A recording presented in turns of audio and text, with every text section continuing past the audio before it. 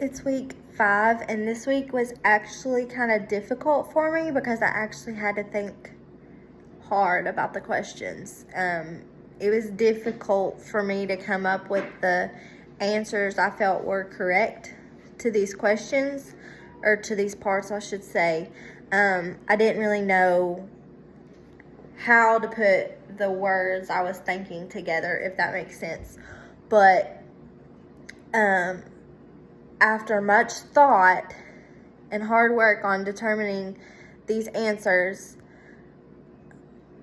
I do believe that what I came up with is to the best of my ability. So, first of all, I'm going to summarize Pascal's wager. So, for part 1, it pretty much states that his wager was you either believe or you don't believe. It's not gonna, I guess he's saying it's not really gonna affect you in the end. So you either believe God exists or you don't.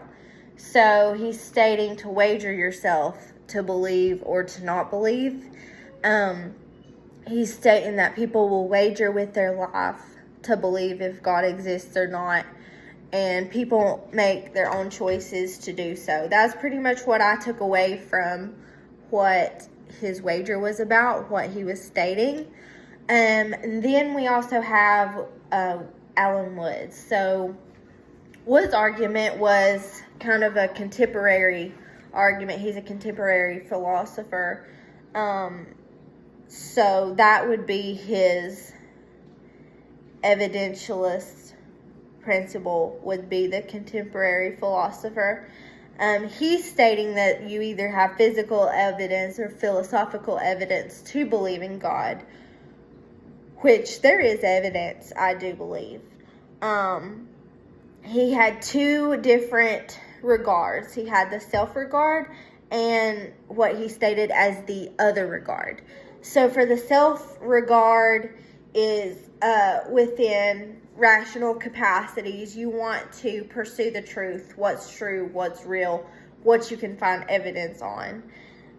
In the other regard, that would be people who are sloppy in belief, who rationalize themselves. They don't really find true hard evidence to believe or do their own research to believe that God is real. So that would be Wood's argument, is he's stating that there is either physical evidence that God exists, and that's what he bases his beliefs on, is the physical, true, hard evidence, or the philosophical evidence that he has found, and that's what drives Wood to be a contemporary philosopher in what he believes. Part 3 is stating to argue whether it is morally acceptable to believe religious claims as a matter of faith.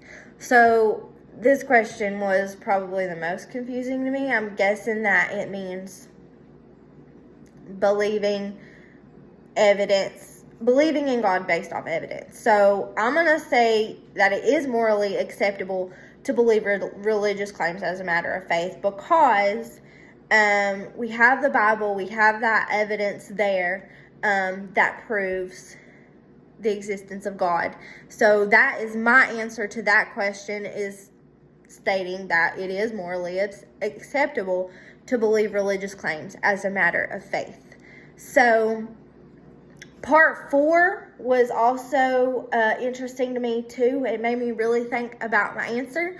And it says on here, would Susie have any moral obligation to restrict the action she takes in light of the fact she admits having no strong evidence for conclusive argument supporting her beliefs, but is a devout Satanist as a matter of blind trusting faith?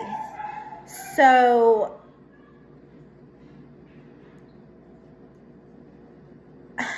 I'm gonna say that should place any limits. Yes. Sorry, I got stuck for a second. But yes, she would place limits on